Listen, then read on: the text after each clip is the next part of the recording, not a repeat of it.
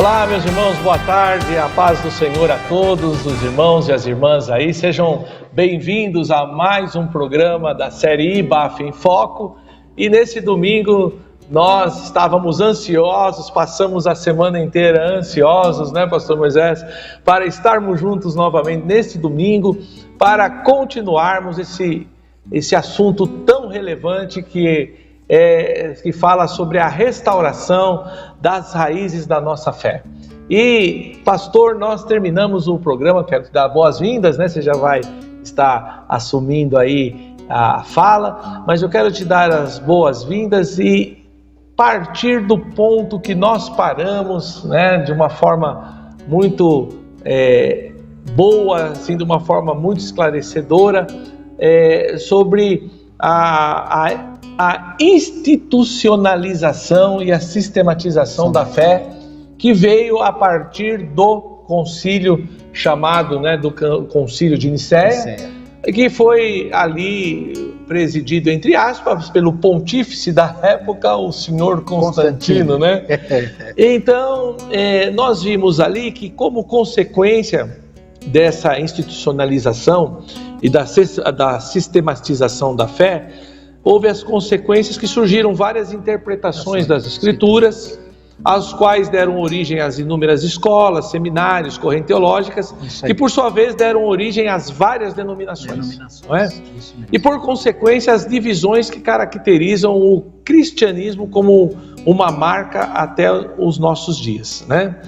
Então veja só, eu achei interessante numa fala sua, que o protestantismo dos reformadores, né, com destaque aí para os monges agostiniano, Martinho Lutero, João Calvino e Jacó Armínio, favoreceu as inúmeras interpretações de correntes teológicas, não é isso? É isso aí. Sendo os séculos 18 e 19 marcados por intensas produções teológicas, entre as quais podemos destacar, e você destacou naquele programa, né, a teologia das alianças. Isso. Você falou da teologia da substituição, aliás, você citou ela. Sim.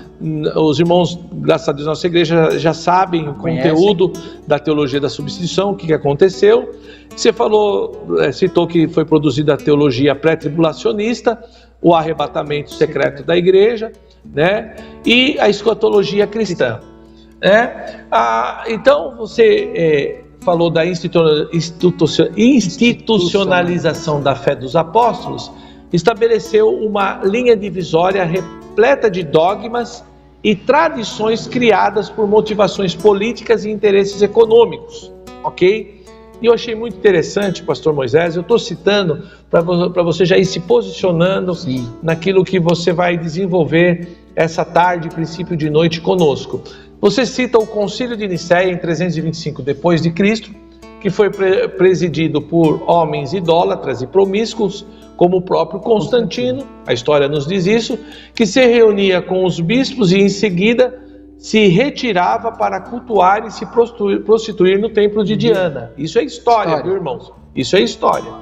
Estes homens e outros iniciaram a construção, entre aspas, da teologia cristã, impregnada, irmãos, de conceitos e formulações sem considerar o contexto geral e original das Escrituras. Agora veja só, irmãos, a igreja que deveria estar edificada sobre o fundamento dos apóstolos e dos profetas, ao invés da teologia dos pais da igreja e dos reformadores, por mais importantes que eles tenham sido. Então presta atenção, irmãos, por mais importantes, e nós reconhecemos a importância desses homens, a teologia desses pais da igreja não deveria, irmãos, e não deve estar edificada a nossa fé sobre essa teologia. Não deveria. A nossa fé tem que estar sendo edificada no fundamento dos apóstolos e dos profetas. Eu achei isso muito interessante, pastor Moisés. E nós vamos começar o nosso programa de hoje com uma pergunta que eu entendo ser uma pergunta salutar, uma pergunta que vai trazer muito esclarecimento para os nossos irmãos que nos acompanham. A pergunta é: como funcionava a igreja no primeiro século? Mas stop aí. Antes de você responder essa pergunta, o pastor Moisés estava me falando aqui em off, antes de nós entrarmos em nosso programa, sobre um acontecimento que, pasme, irmãos, para mim foi uma revelação. Que nós, durante a nossa vida inteira, nas Bíblias antigas, eu quero que ele fale sobre essa revelação, ensine para nós, foi ensinada que aquelas páginas que dividiam o Velho Testamento do Novo, era 3 ou 4 páginas em branco, 4 páginas, que nós entendíamos e fomos ensinados sobre o período interbíblico de uma forma que tinha só valor histórico e não tinha, de certa forma, um conteúdo ali profético para nós. Mas pasmem, até nisso os famosos pais da igreja nos ocultaram a realidade do que aconteceu ali, naquele episódio, naquele período. E o pastor vai trazer essa revelação para nós, antes de responder a pergunta, falando de algo que aconteceu nesse período, que Jesus ratificou isso como importante, porque ele estava no local, em determinado texto do Evangelho. Então, pastor Moisés, muito boa noite, seja muito bem-vindo. Boa noite, pastor Vitor, boa noite, irmãos. Um prazer, uma satisfação estar aqui com vocês novamente. Espero que tenham sido abençoados com o último encontro que nós tivemos aqui, né? Virtual, é um encontro virtual, e vamos dar sequência, se Deus assim nos permitir. Amém. Então, pastor, traga para nós essa revelação que você contando aqui, mostrando na Bíblia e explicando um conceito histórico e ao mesmo tempo profético do que aconteceu nesse período chamado interbíblico, que tem uma relevância para nós, que até a data coincide com algo que, de certa forma, foi paganizado por Constantino, né? Ou por Roma. Explica aí para os nossos amados. Partimos da reafirmação de que a fundamentação da igreja, o fundamento da igreja, está na doutrina profética e na doutrina apostólica. Amém. Edificados sobre o fundamento dos apóstolos e dos profetas, do qual Cristo é a pedra angular. E ninguém pode pôr outro fundamento. Amém. Então, se a igreja, ao longo da história, ao invés de adotar, ao invés de se estruturar, ao invés de se basear na doutrina dos pais da igreja, chamados assim pais da igreja, na doutrina dos reformadores, na doutrina dos teólogos, não é?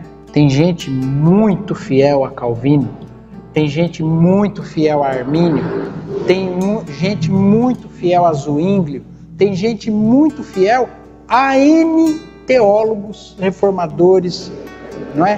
Pós-reformadores, mas eu quero chamar a atenção dos irmãos que a igreja tem que deveria estar fundamentada não na teologia desses homens, mas na doutrina dos profetas, porque há uma doutrina profética, e na doutrina apostólica. Isso, pastor Vitor, impediria muitos enganos, com certeza, muitos desvios. E esse fato de você constatar aqueles que têm as Bíblias mais antigas, porque a sociedade bíblica agora está economizando folha, né? Então hoje não tem mais as 4 páginas, mas nas Bíblias mais antigas você tinha 4 páginas em branco lá. Eu fui ensinado que aquele período é um período que Deus não falou nada, Deus não fez nada. 400 anos em branco sem falar, mesmo. né? É os 400 anos de silêncio. Silêncio. Acredito que muita gente aprendeu isso. Mas olha, gente, eu descobri que Deus nunca deixou de falar com o seu povo. E Deus nunca ficou 400 anos sem se manifestar. É como se Deus tivesse, de repente, se ausentado e deixou a terra e a humanidade 400 anos sem interferir. A revelia, faz o que vocês quiserem aí, cambada. E aí, eu descubro, para você não achar que eu estou inventando coisa, abra sua Bíblia no Evangelho de João, no capítulo 10, no versículo 22 e 23, onde está escrito: houve então a festa da dedicação em Jerusalém. Era inverno. E Jesus andava passeando no templo, no pórtico de Salomão. Se você analisar, essa festa que está sendo referida aqui, ela não faz parte das festas tradicionais. Ela não está na relação das festas tradicionais. As festas tradicionais que o pastor se refere são as 7 festas, as 7 festas do Senhor, do Senhor que foram estabelecidas. Páscoa, Moisés. Isso, exatamente. Né? Yom Kippur, trombetas, tabernáculos. Ela não está relacionada naquelas festas.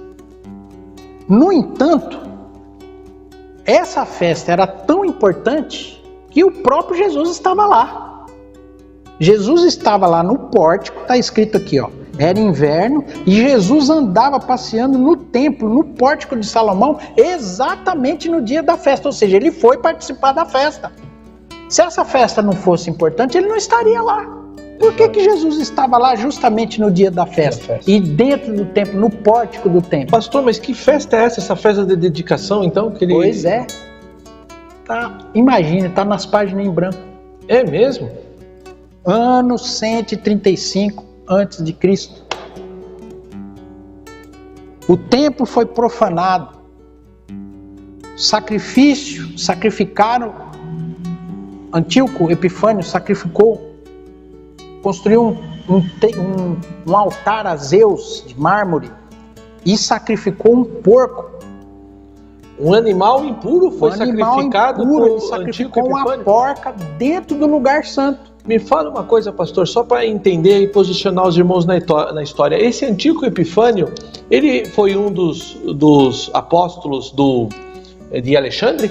Houve a divisão da Alexandre Grande? Exatamente, seus generais. Seus generais eram um dos generais. Antíoco Epifânio era um dos generais. Ele, ao se aproximar do templo, com interesses escusos, obviamente, os judeus se opuseram a ele. Entendi. E disseram, aqui não, aqui você não entra. Aqui é a casa de Deus, aqui você não pode entrar. Mas eu sou o imperador da Judéia, então como é que eu não posso entrar? Não posso? Então vocês vão ver. Foi lá, se armou, veio com um exército muito numeroso, soldados e tudo mais. O que ele fez? Ele matou os judeus, decapitou, crucificou nas entradas do templo. E ele entra no templo, ele constrói um altar de bronze preto a Zeus e ele sacrifica uma porca no lugar santo. Meu Deus. Os macabeus, ao vivenciarem essa realidade, não só os macabeus, mas o povo de Israel em si, destacando os macabeus porque foram... Era uma família, né? Uma família, né? De camponeses, de agricultores, eles não eram soldados. Eles se indignaram tanto com aquilo que eles oraram a Deus e disseram, é melhor a gente morrer tentando mudar essa realidade do que a gente se submeter a isso. Ver a casa do nosso Deus profanada da forma como nós estamos vendo. E eles oraram a Deus e pediram a Deus, Senhor, Tu que és o Senhor dos exércitos, nos dá coragem, nos dá força, nos dá destreza, nos dá estratégia para que nós possamos executar a Tua vontade. E eles não somente oraram, como eles se prepararam durante, se não me engano, 3 anos, pastor Vitor, para retomar o templo. E sabe o que eles faziam? Eles saíam na calada da noite, nas madrugadas, e eles faziam intervenções, e não é que eles conseguiram, não é que eles retomaram o templo, expulsaram um exército muito mais numeroso e poderoso, camponeses, foram lá e retomaram o templo. Então eles limparam e teve todo o processo de restauração do templo que havia sido profanado, tiraram o altar a Zeus, limparam a sujeira que estava instalada pelo sangue de animal que é considerado um animal impuro, feito mesmo para profanação, né? Para afrontar, inclusive, a fé judaica. E o Deus de Israel. O Deus de Israel. E aí, Deus usando esse grupo pequeno de macabeus, né? Que lá na frente depois eles são os responsáveis pelo imperador ter encaminhado Tito, né, por conta da revolta dos macabeus, que eles pensaram, nós ganhamos lá na retomada do templo, agora nós vamos impedir e segurar o Império Romano na conquista de Israel, de Jerusalém. E aí foi quando surgiu lá a destruição do templo e tudo mais. Eram os macabeus que estavam à frente lá. Então esse grupo de macabeus, de irmãos macabeus, eles retomam o templo e depois de terem feito tudo que era necessário para purificar o templo, restou uma tarefa que era, mais uma vez, humanamente impossível ser cumprida se Deus não intervisse. É mesmo? Qual foi essa tarefa, pastor? Deus já havia intervido em dar a eles estratégia, força, coragem, destreza para retomar o templo, sem serem soldados preparados. E agora eles precisavam, pastor Vitor, que houvesse um milagre, porque eles se depararam com o candelabro, o castiçal, que ficava no lugar santo, né? Se você estudar o tabernáculo, você vai ver que no lugar santo tinha a mesa dos pães da propiciação, o altar de incenso e o candelabro. E esse candelabro, ele não podia jamais se apagar. Estatuto perpétuo. Foi dado por Moisés em Êxodo, lá capítulo, acho que 25 em diante, quando fala da construção do tabernáculo, fala das utensílios e do azeite, inclusive. Do azeite. Então, ao concluir todas essas obras e essa restauração, eles se depararam com o candelabro que tinha uma única haste fumegando, não estava nem acesa. Interessante que o candelabro ele tem 7, né? A do meio. A do meio estava fumegando. Se aquela lâmpada se apagasse, parasse de fumegar, eles perderiam tudo que eles tinham feito. Interessante, eu vou até pedir uma cooperação do nosso diácono Ednelson, que ele pegue o candelabro, porque tem talvez alguém que vai nos assistir, irmãos que são católicos, né? Sim. Que não sabem o que é o candelabro, ao que ele está se referindo, que estava no tabernáculo de Moisés, assim como no templo. Isso. O candelabro era uma peça, essa é uma réplica do candelabro, era uma peça dessa daqui, ok?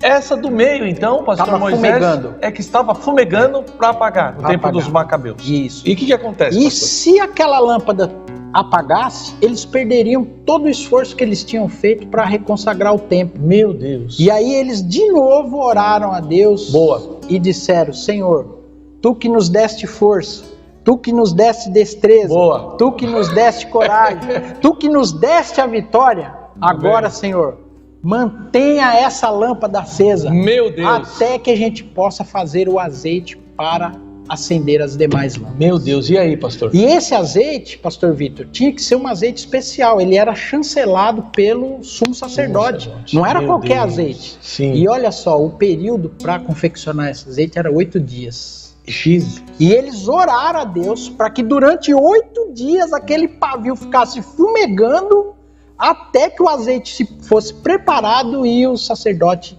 enchesse as lâmpadas. E não é que Deus ouviu mais uma vez a oração dos macabeus? Meu Deus. A lâmpada não se apagou durante os 8 dias. E foi acesa com azeite preparado da forma como aí acendeu todas as lâmpadas. E aí, este dia. Mas antes disso, me fala uma coisa. É nisso que está baseado aquele texto que você citou em off para mim, dizendo que não esmagará a cana quebrada e nem apagará o pavio que fumega. Deus não permitiu que a lâmpada do templo se apagasse. Aleluia! Oh, glória! Glória! Né? Agora, olha que coisa impressionante. Pois isso aí aconteceu no período interbíblico. Sim. Que dizem que Deus não fez nada. Não fez nada. Meu Deus. Dizem que Deus não fez nada. E aí, nesse dia, os judeus passaram a comemorar a festa das luzes, o Hanukkah. Que é a festa da rededicação do templo. É essa festa então, é essa festa onde Jesus estava. Era tão importante essa festa que Jesus estava lá comemorando junto com eles essa festa. Meu Deus. Agora, sabe o que fizeram? Sabe o que é a Igreja Católica? Sabe o que os reformadores, os concílios e tudo mais fizeram? Aliás, o Constantino, na verdade, ele pegou essa data E é interessante que essa data, é bom que se especifique, isso aconteceu em que dia? Equivalente a que dia no calendário nosso que é gregoriano? Isso. A festa aconteceu no inverno. No inverno. E esse dia, pasmem, era exatamente o dia 25 de dezembro. É quando os judeus comemoram o Hanukkah.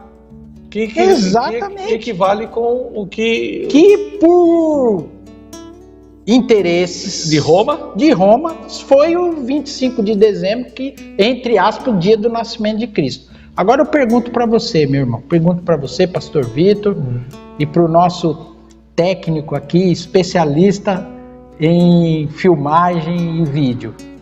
Onde está escrito na Bíblia que Jesus nasceu no dia 25 de dezembro? Me fala, que eu como agora na sua frente a página onde tiver escrito, eu mastigo e engulo ela e como ela. Aonde está escrito que Jesus nasceu no dia 25 de dezembro? E diga-se de passagem, pastor, é interessante isso, que a igreja aqui, a gente não está de forma nenhuma tentando ofender a sua fé e a sua origem, mas a gente precisa falar a verdade para os irmãos, né? Não ocultar a verdade. A igreja aqui, Batista Aliança com a Família, ela entende porque os pastores aqui têm ensinado há anos sobre isso, mas diga-se de passagem, o que acontece, pastor Moisés? A data menos provável, era inverno, a menos provável é 25 de dezembro, a data de nascimento de Jesus.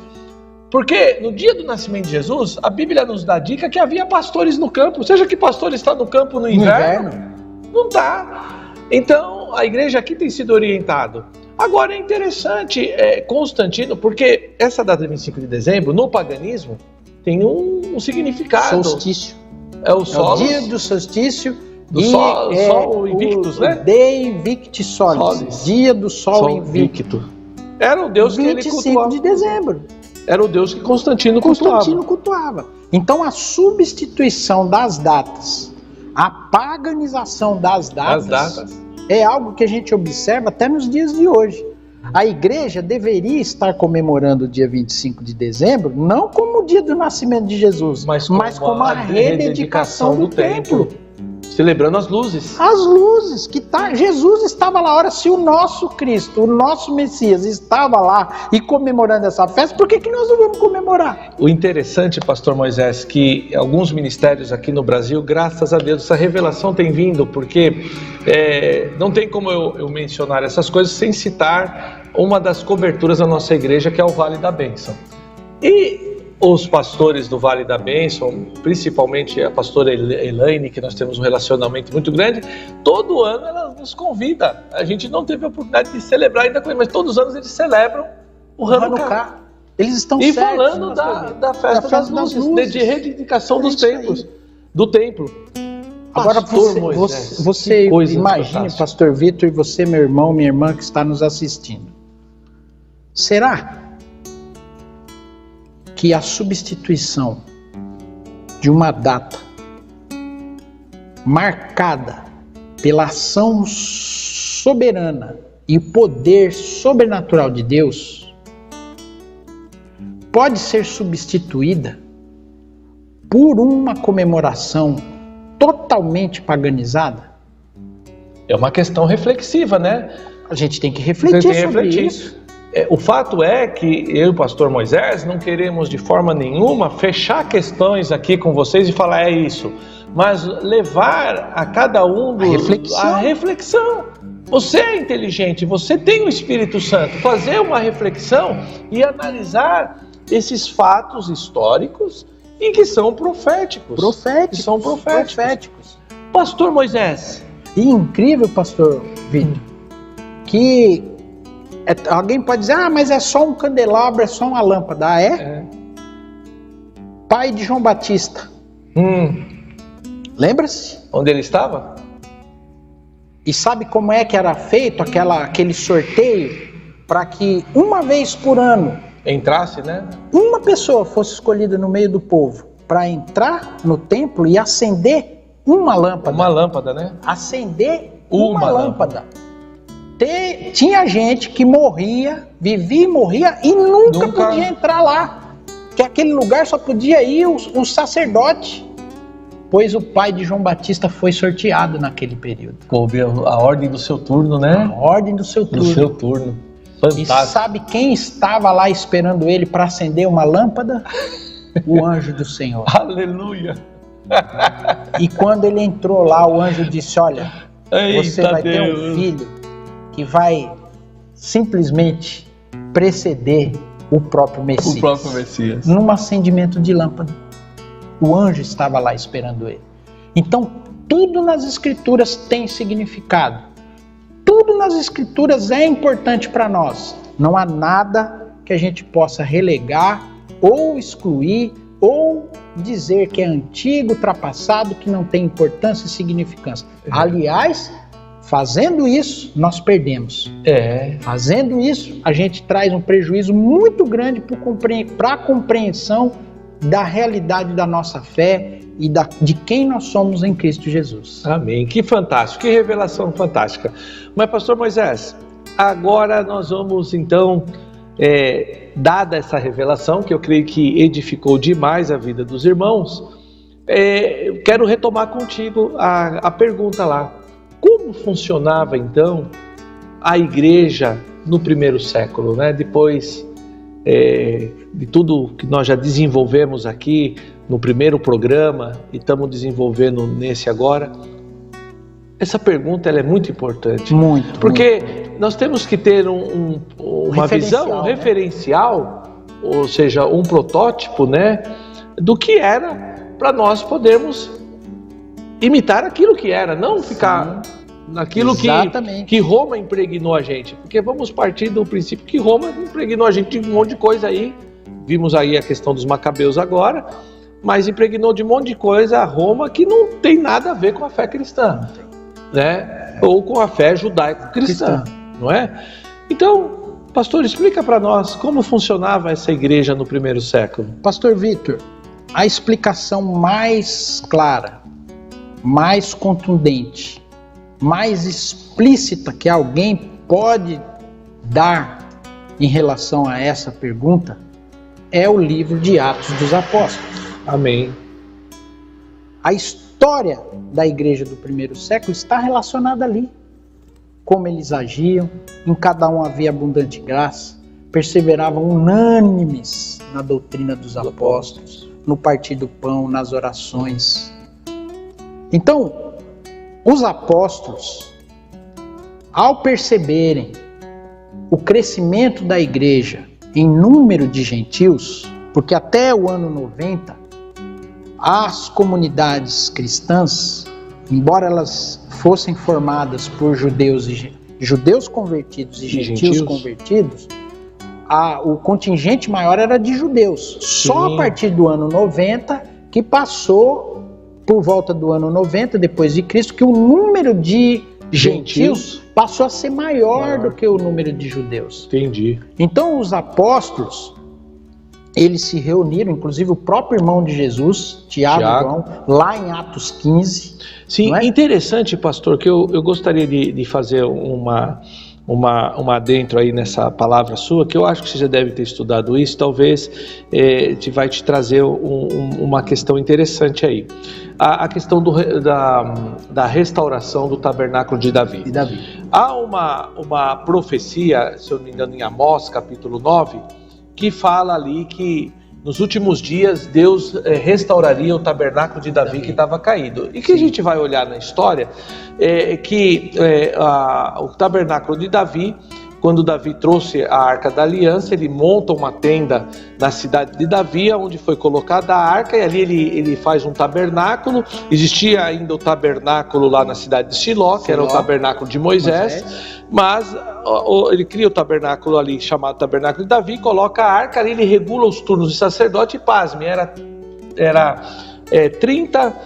foram 30 anos, aproximadamente 30 anos, de adoração e intercessão 24 horas por dia. Adoração e oração. O sacerdote, ele regulou os turnos.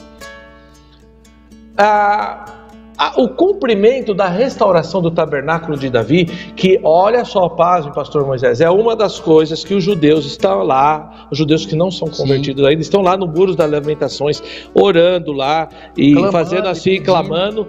Uma das coisas que ele pede, entre as que eles pedem ali no Muro das Lamentações é, primeiro, a reconstrução do templo e a restauração do tabernáculo de Davi. Mas pasme, o cumprimento, ou seja, o cumprimento da profecia de Amós, que nos últimos dias ele restauraria o tabernáculo de Davi, se cumpre no texto de Atos ali do capítulo 14, e no capítulo 15 é citado por Tiago, que é marcado a restauração do tabernáculo de Davi, é marcado, pastor Moisés e telespectadores aí, nossos amados, é marcado pela conversão dos gentios. Aí está a restauração do tabernáculo de Davi, começou ali. Olha só.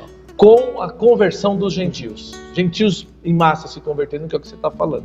E aí, desculpa fazer essa adentro aí, mas aí acontece aí o concílio aí, que você ia falar de Jerusalém. Exatamente. Então, lá em Atos dos Apóstolos, os discípulos, os apóstolos, na verdade, eles, diante desse desafio, não é, de conciliar as tradições, o ensino, a doutrina, agora para um povo que não conhecia as tradições judaicas, que não conhecia a Torá, que não conhecia os mandamentos, que não conheciam as festas, que não conheciam absolutamente quase nada da tradição do povo judeu.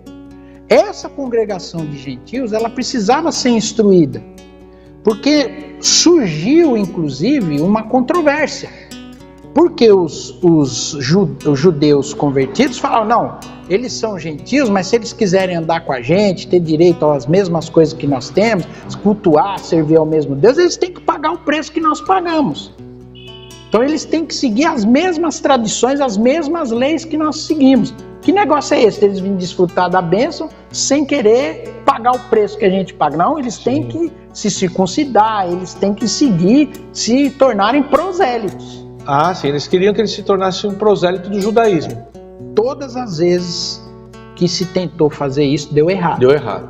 Proselitismo é sinal de perversão, de distorção, de coisa ruim.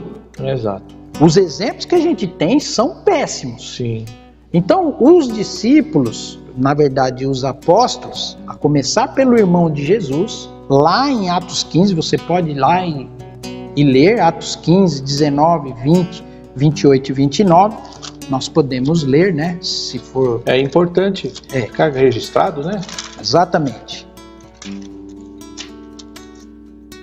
Olha só, Atos 15, versículo 19. Pelo que julgo, isso quem está dizendo, né? Tiago, irmão de Jesus. Jesus, que presidiu esse concílio que não consta nos concílios oficiais. Mas ele presidiu o primeiro concílio, né? Da história foi ele. E com um propósito e um objetivo específico. É verdade. Pelo que julgo que não se deve perturbar aqueles dentre os gentios que se convertem a Deus. Olha só. Mas escrever-lhes que se abstenham das contaminações dos ídolos, da idolatria. Da prostituição, do que é sufocado de sangue.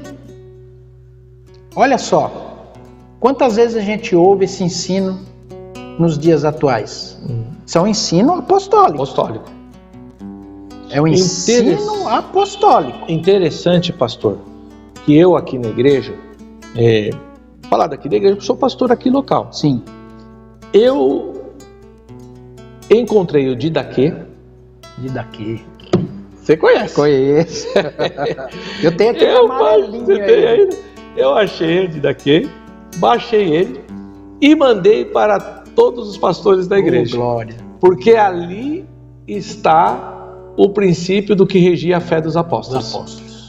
O Didaquê é dado como autoria dos apóstolos. Dos apóstolos. É porque às vezes, pastor Vitor, eu louvo a Deus pela sua vida, né? Sempre o admirei e o tive em honra pela seu compromisso, seriedade com a palavra de Deus, e não é à toa que você foi despertado para essa realidade e tem ensinado a igreja. Eu louvo a Deus, porque o benefício que os irmãos têm a partir de um líder que entende essa realidade e procura fazer esse resgate das nossas raízes é incalculável, né? Amém. Acredito que a IBAF está em condição privilegiada em relação a muitos outros ministérios e inclusive igrejas grandes, né? Então, a realidade, não é, da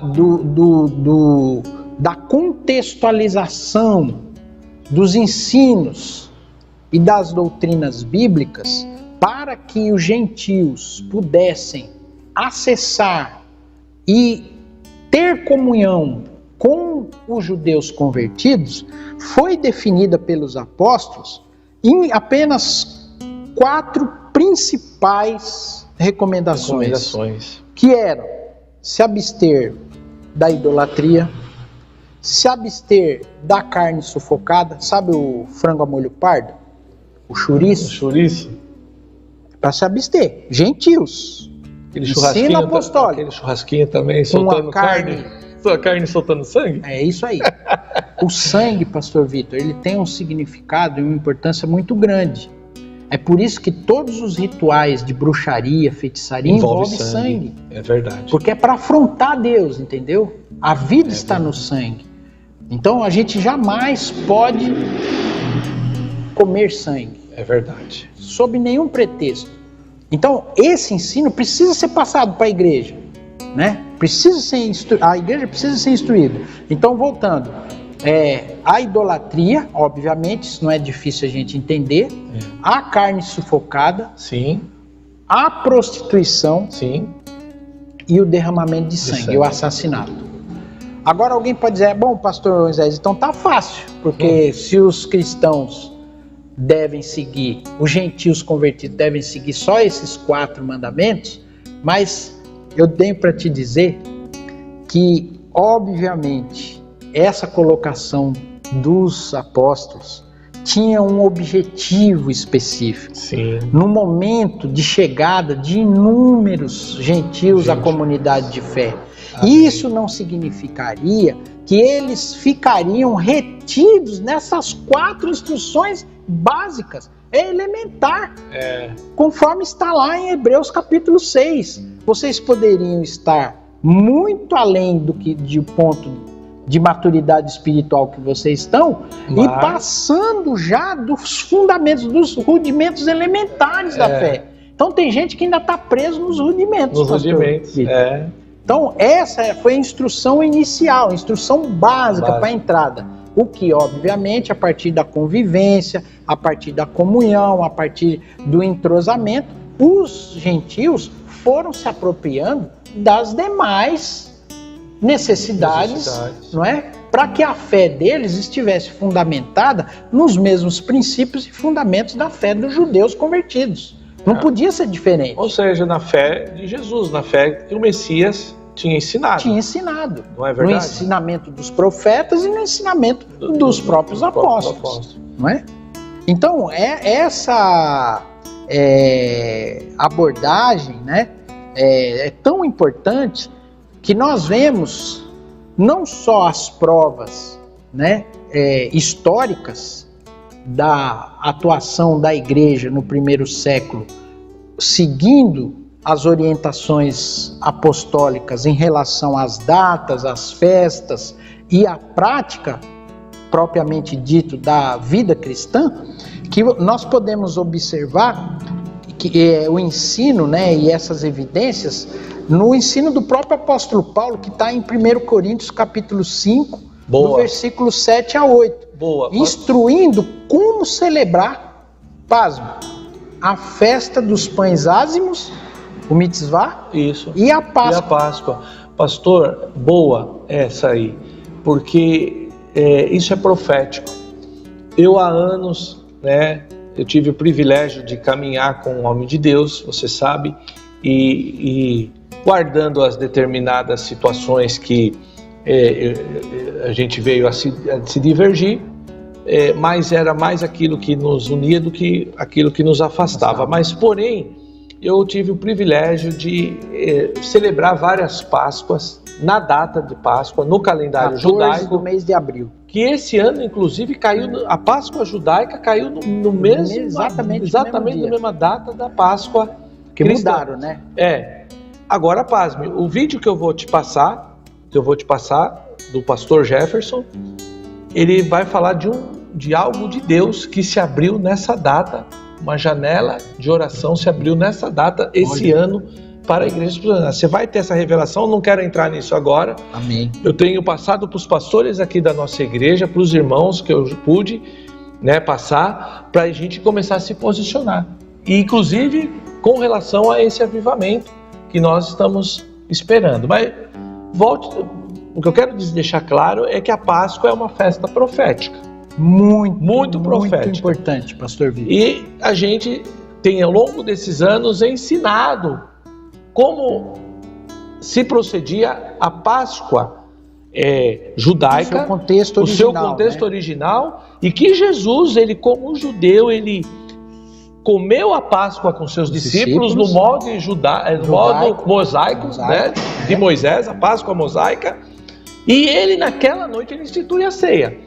Agora, é interessante você falar essa questão da Páscoa aqui, para ficar registrado, porque nós temos ensinado a igreja aqui há anos o significado da Páscoa, que ela é profética. Eu tenho para mim que para nós a Páscoa é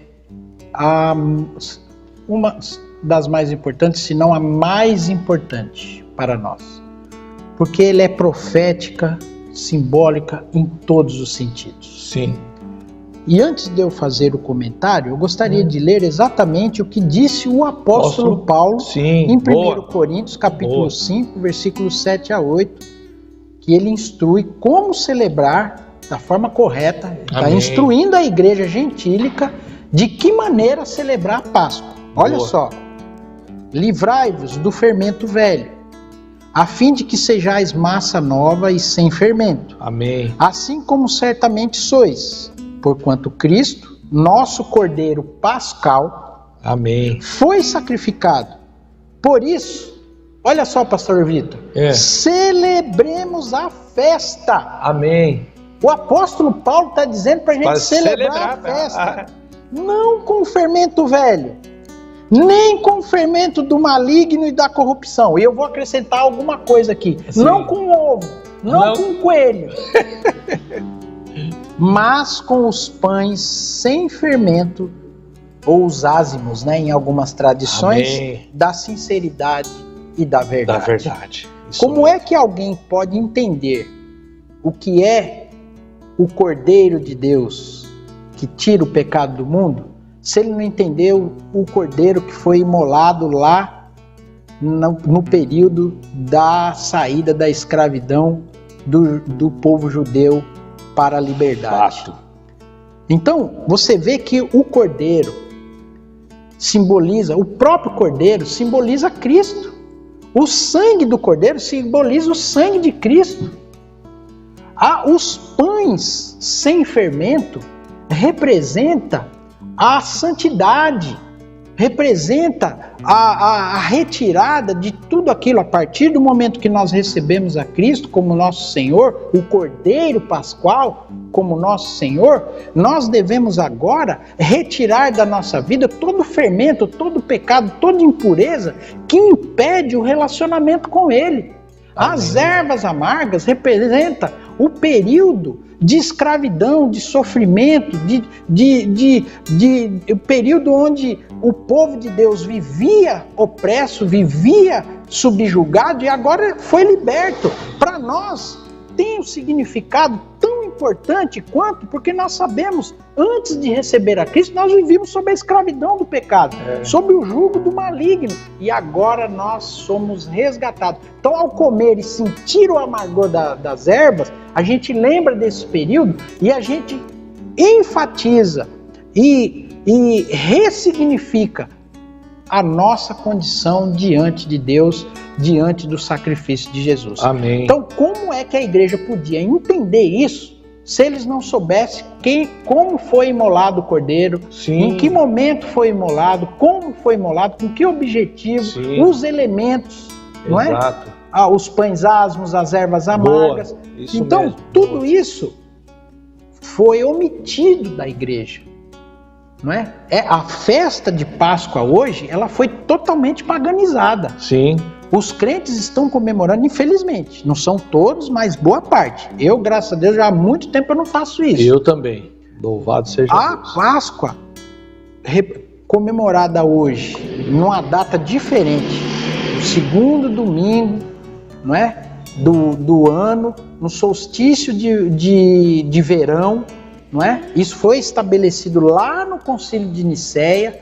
Então, não tem nada a ver com a Páscoa original. E olha, pastor Vitor, isso é tão importante que você sabia que essa Páscoa comemorada hoje, normalmente no meio cristão, ela tem a referência nos Estados Unidos, como não é a Páscoa original. Ela se chama uma Páscoa relacionada a Deus Estar, é Istar. Então, a tradição de ovo e coelho estão relacionados com a fertilidade e a promiscuidade, o paganismo. O ovo representando um símbolo pagão e o coelho representando um símbolo erótico. Porque você sabe que o coelho procria. E se nós formos fazer aqui uma retrospectiva rápida, qual foi durante muito tempo, não sei agora online, né? Porque as coisas mudaram, mas impressa, qual foi a revista com maior circulação e publicação no mundo inteiro? É aquela do coelhinho. A Playboy. E qual o símbolo? O coelho. Esse coelho está dentro da igreja, muitas vezes, comemorado, sendo comemorado na Páscoa. E o coelho, na lei de Moisés, é considerado um animal impuro. Tá aí. Então, se não fosse pela lei dos alimentos, não é? Seria pelo símbolo que ele representa, né, no mundo moderno, de algo que não tem nada a ver com a Páscoa. Então, você vê que é sempre provocando uma afronta às verdades estabelecidas por Deus. E contribuindo para o distanciamento, para o afastamento da igreja das suas raízes, das suas tradições. Então, constatar-se que a igreja, desde suas origens, sempre foi composta por judeus e gentios convertidos, e além disso, a comunidade de fé era formada por eles, constantemente se reuniam, pastor Vitor, nas sinagogas, nas casas, estudavam a Torá. Então, o estudo da Torá, tanto os judeus quanto os gentios convertidos, eles estudavam nas sinagogas. Então, o judeu, o gentio convertido a Jesus, ele frequentava a sinagoga para estudar a Torá. E também estudava nas casas. Nas casas, que diga-se de passagem, a Torá corresponde aos livros da lei, aos escritos, os livros históricos e os livros proféticos. Aí já é a junção que eles chamam de Taná, né? Taná. Que entra os salmos, os provérbios e os profetas. Exatamente. Agora, a lei, a Torá em si é o Pentateuco. São os... Era o que eles estudavam, porque a Bíblia, como nós entendemos e temos hoje, ela ainda não estava escrita. Sim. Boa. Eles tinham a Torá. A Torá, salmos e profetas. Exatamente. Então, esse ensino profético, essa doutrina profética, ela era estudada pelos cristãos do primeiro século. Junto com os judeus. E diga-se de passagem, nós chamamos de primitivo, mas primitivos somos nós, né? Pois é, exatamente. Nós é que somos primitivos, eles estavam adiantados. Exatamente. Eu até mudei o meu conceito, minha formulação, pastor Vitor. Eu não chamo mais de igreja primitiva. Eu chamo de igreja raiz. Raiz, é verdade. A igreja que estava arraigada, enraizada na doutrina dos profetas e na doutrina dos apóstolos. Essa era a igreja. Os crentes não eram os crentes lá da antiguidade ou os crentes primitivos. Eles eram os crentes raiz. Que está muito difícil se encontrar nos dias de hoje, diga-se de passagem. É verdade. Então, toda barreira que existia, isso é importante ressaltar, porque a teologia da substituição, ela acaba por colocar uma barreira que foi retirada por Cristo. Então, a barreira da inimizade e todo o distanciamento que havia entre judeus e gentios, Cristo removeu, fazendo dos dois povos um só povo, né? É isso que está escrito. Assim como lá no Egito, na saída do Egito, judeus e uma multidão de povos, que muita gente não sabe disso, viu, pastor Pedro? Saíram junto com os judeus lá do Egito.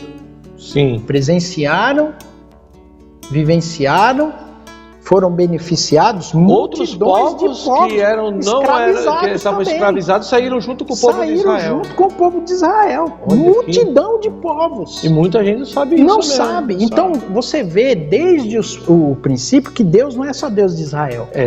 Deus é o Deus das nações. Então o papel sacerdotal de Israel, o sacerdócio, o tabernáculo de Davi decaído e que foi restaurado, tem a ver com o papel que a nação de sacerdotes, a nação santa, o povo eleito, tem que exercer frente aos povos e à humanidade. E lembrando que esse sacerdócio, essa nação santa, esse povo que a igreja é eleito, ela é composta por judeus e gentios. Judeus convertidos a Jesus, a Yeshua, né? O Messias, Yeshua, o Messias de Israel, e a igreja. Gentios convertidos da mesma forma. Então quem não era... Não havia separação. Não havia, nunca houve. Jesus, inclusive, veio para sacramentar e eliminar de uma vez por todas toda e qualquer separação que houvesse. Né? E isso está escrito, é um ensinamento apostólico. Por isso que eu digo que o apóstolo Paulo deve remover no túmulo ao ouvir certas doutrinas e ensinos pregados nos púlpitos. Meu Deus. Não é? Efésios capítulo 2, versículo 13 a 22, que diz o seguinte: sem tirar nem pôr. Eu estou usando aqui a NVI, a tradução da NVI atualizada. Esse texto, então, é de Efésios 2, de 13 a 22, na versão NVI. Isso aí. Todavia, agora em Cristo Jesus, vós que antes estáveis distantes, fostes aproximados pelo sangue de Cristo. Porquanto, Ele é a nossa paz.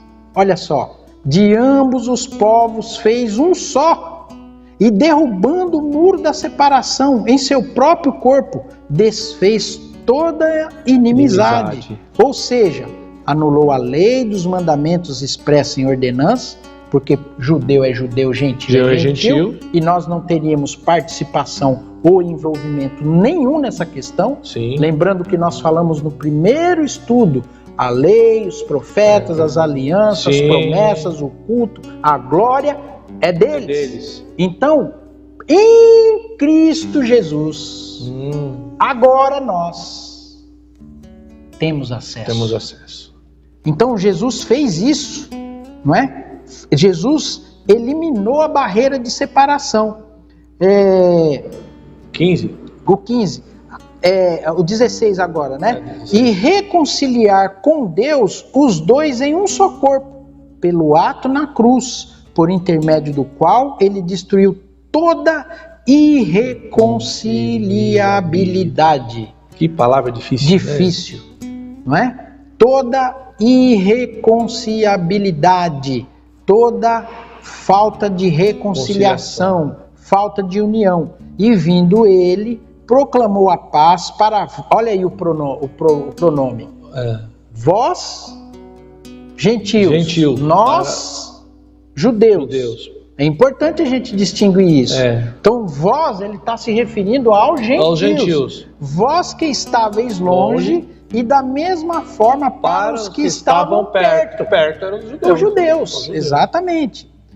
Pois, por meio dele, tanto nós como vós, olha aí os pronomes, nós judeus, vós gentios, temos pleno acesso ao Pai por um só Espírito. Portanto, não sois mais estrangeiros, nem imigrantes, pelo contrário, sois concidadãos dos santos, membros da família de Deus.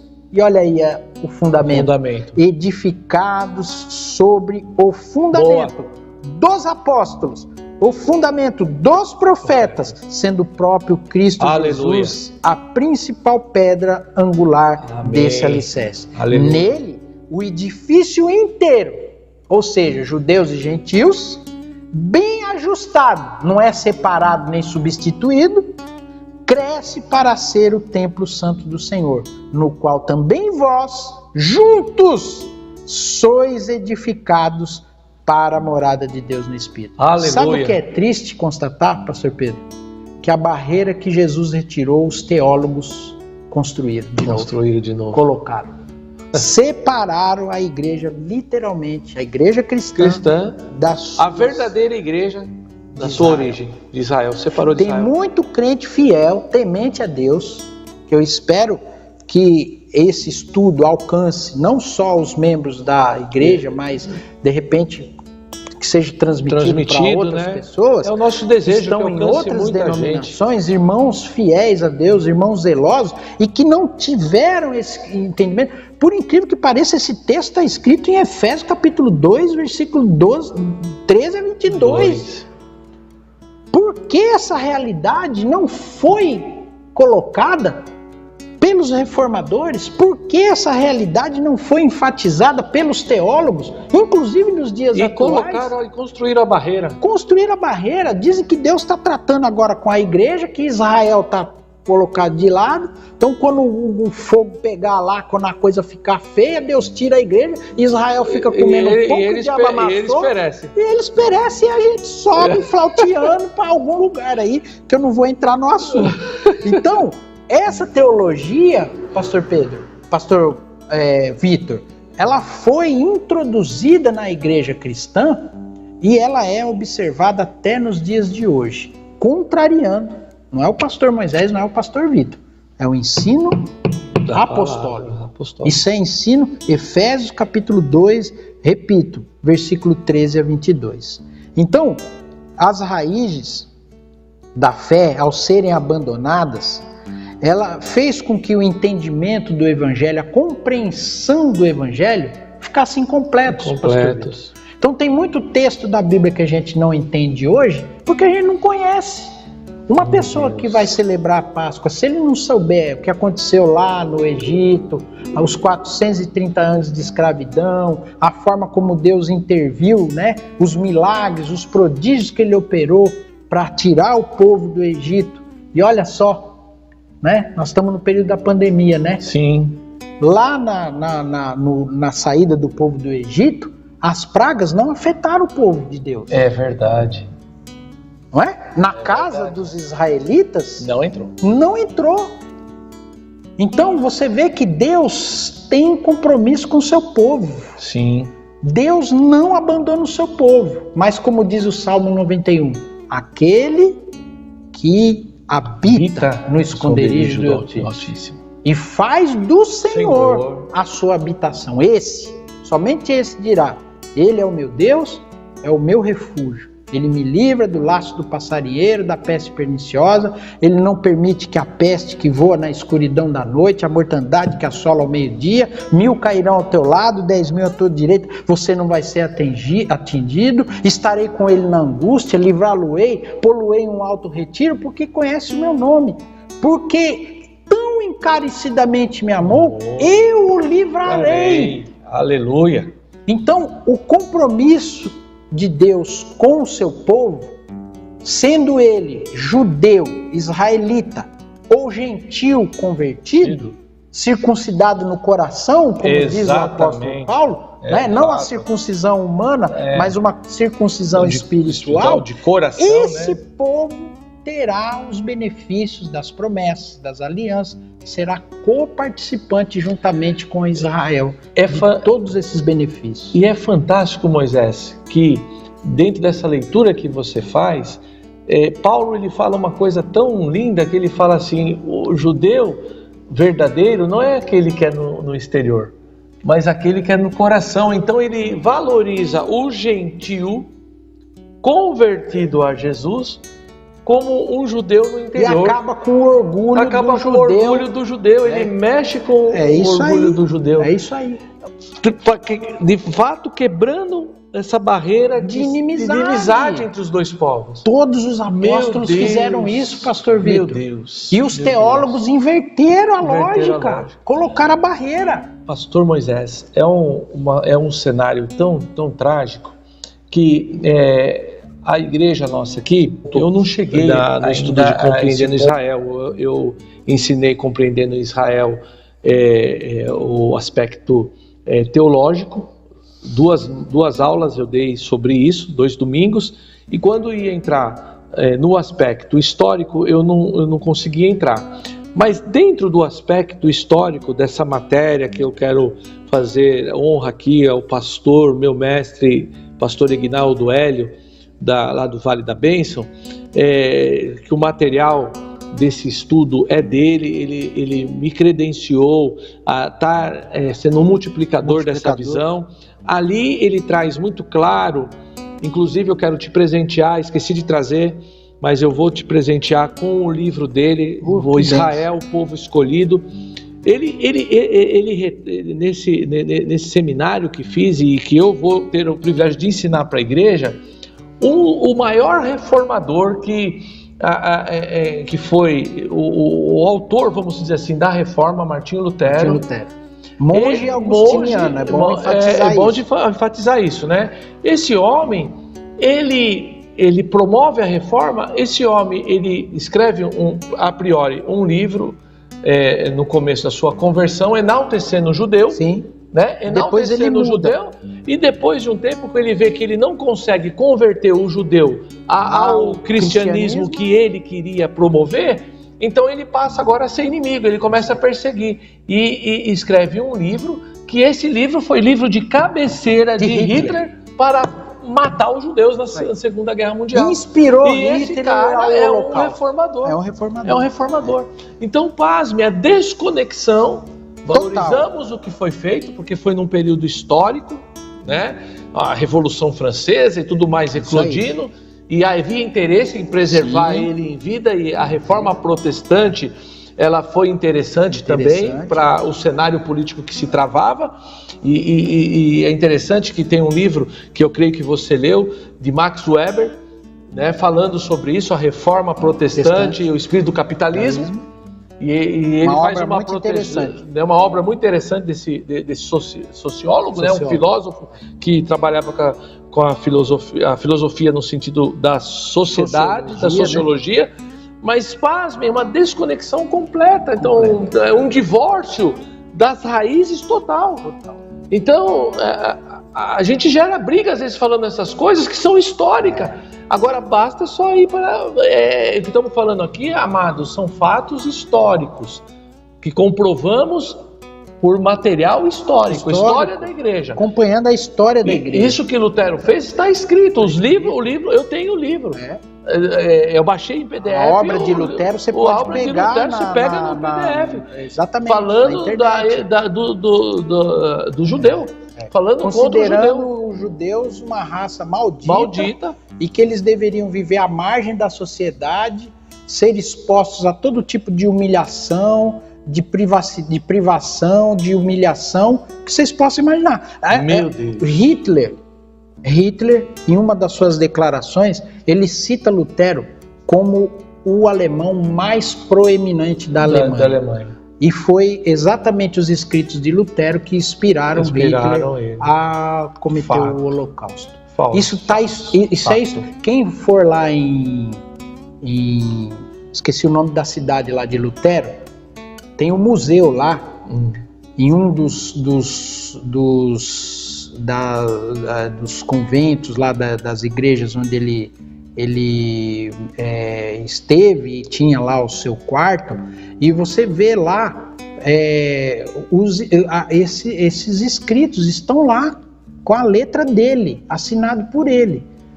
Então a gente muitas vezes, infelizmente, né? Endeusamos estes homens. Deus esses homens e coloca a teologia e o pensamento teológico deles como sendo a última palavra, e a gente a última Coca-Cola do deserto. A última é a cereja do bolo. E na verdade, se a gente for analisar, Pastor Vitor, infelizmente, praticamente todos os pais, os que divergiram foram martirizados. Praticamente todos os pais da igreja foram antissemitas. Meu Deus. Todos os pais da igreja. Teologia da substituição arraigada, né? Arraigada. E aí nós podemos citar os concílios ecumênicos e outros eventos que contribuíram para esse distanciamento, né? Por exemplo, o Édito de Milão, em 313. Mas aí, pastor Moisés, eu queria deixar uma ressalva para ti. Sim. Para nós vamos ter um programa do domingo que vem, e eu creio que esses concílios, eles vão se encaixar nessa pergunta do domingo que vem, do nosso programa do domingo que vem. Amém. Acho que já foi embora o tempo, né, pastor? Porque nós vamos trabalhar, irmãos, a importância.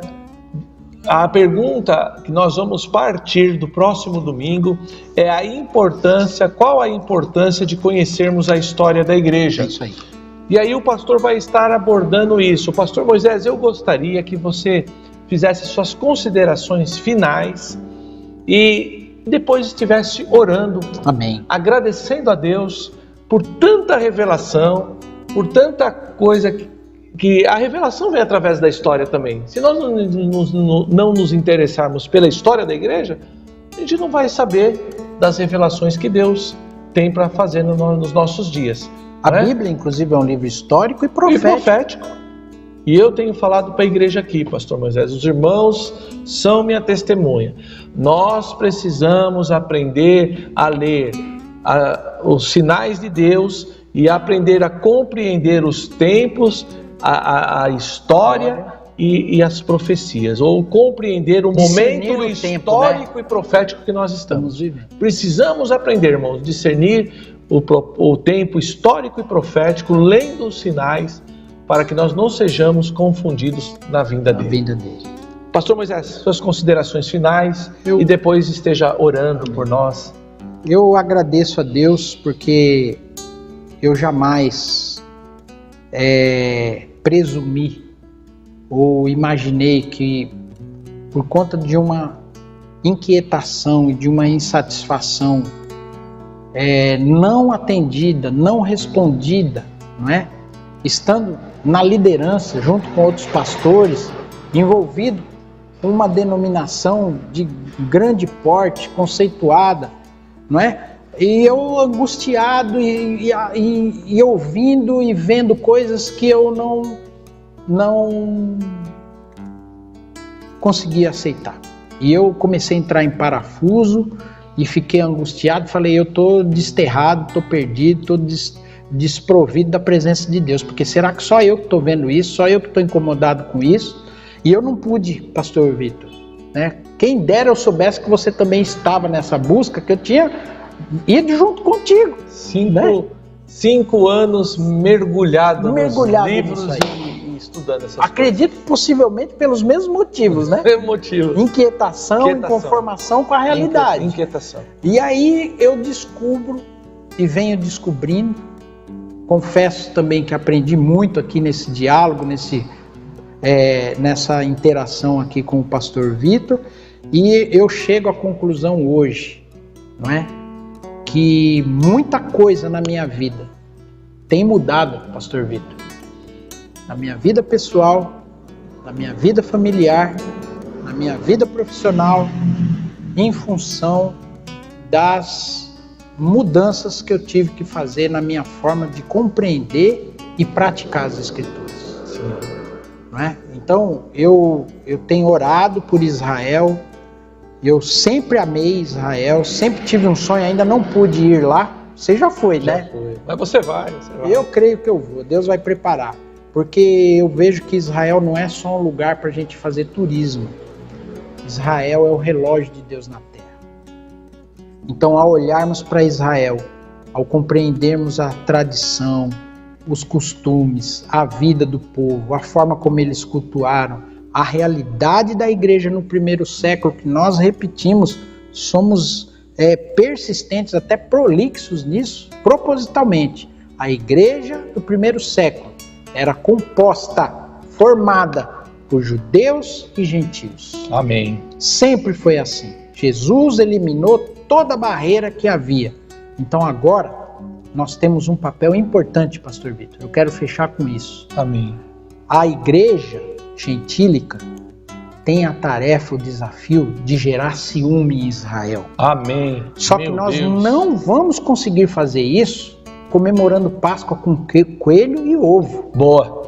Nós não vamos fazer isso ignorando e rejeitando por completo as tradições, as festas, as datas comemorativas, aquilo que foi estabelecido por Deus. Porque quando Moisés recebe a instrução das festas, o Senhor diz para Moisés: estas são as minhas festas. Exatamente. Estas são as datas pré-estabelecidas por Deus, as festas que foram definidas pelo próprio Deus. Então, ignorando isso, rejeitando isso, nós jamais vamos despertar o ciúme. É verdade. E ainda mais com o histórico das cruzadas e de tudo que aconteceu. Isso que nem nós tocamos nisso ainda. Em perseguição aos judeus. Então, você falar para o judeu que ele tem que se cristianizar, você está arrumando briga. Uma briga, ao invés de provocar o ciúme. Então, através da nossa devoção, através da nossa fidelidade, através da nossa obediência às Escrituras, repito, não tem Velho nem Novo Testamento, é uma coisa só.